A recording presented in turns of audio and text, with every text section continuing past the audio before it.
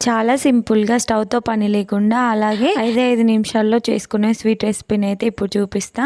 ఇంట్లో అవైలబుల్గా ఉన్న ఇంగ్రీడియంట్స్తోనైతే ఈ స్వీట్ అయితే చేసుకోవచ్చు. ఇప్పుడైతే ప్రాసెస్ చూసేద్దాం.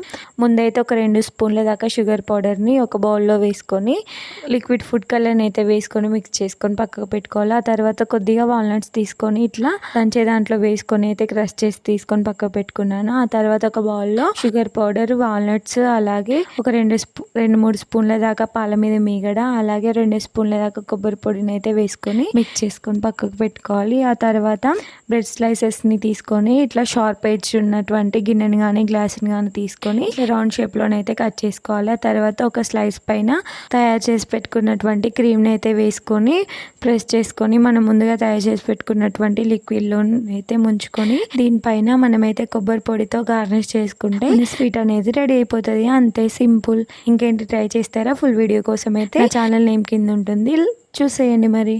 Thank you for watching. Bye bye. Please subscribe my channel.